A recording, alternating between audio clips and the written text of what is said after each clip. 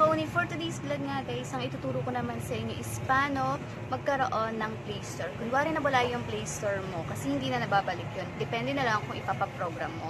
Pero meron ka pa namang isang choice, pwede kang mag-download yan sa Play Store. Ituturo ko po yan dito sa tutorial na gagawin. Para sa walang mga Play Store, ito yung para sa inyo. Ito yung marirecommend ako sa inyo. Punta lang kayo ng Google, i-type nyo lang ang Aptoide APK. Yan. Pagkatapos nyan, mabagal po ang internet namin. Ayan.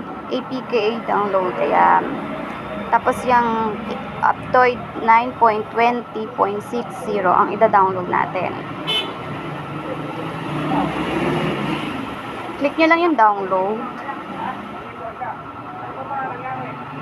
Super bagal. Scroll nyo lang. Ayan. Tapos pinutin nyo download.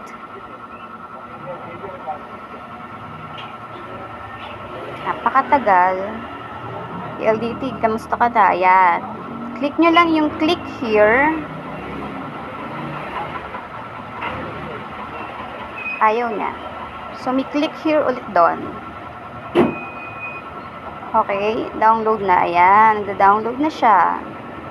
Open nyo lang.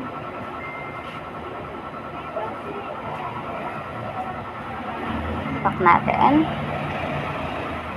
O yan, na-download na. Install na lang para magamit na natin. LDT, napakabagal pa naman.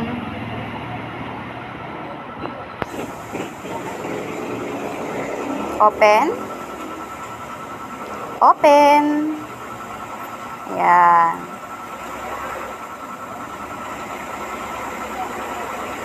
Accept nyo lang yan.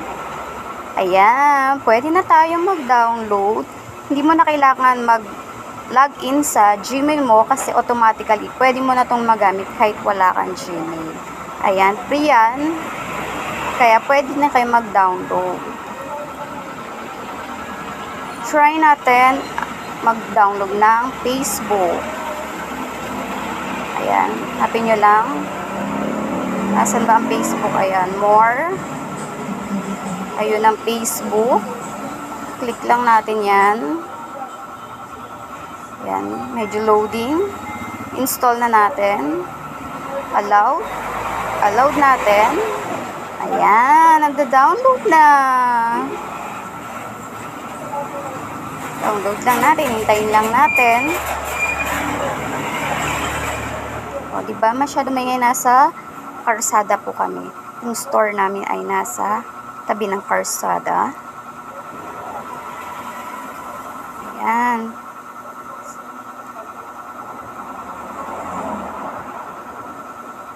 Okay, downloading.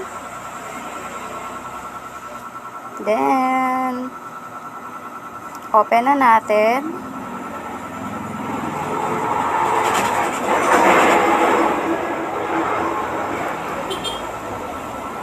Matagal talaga siya. Ayan.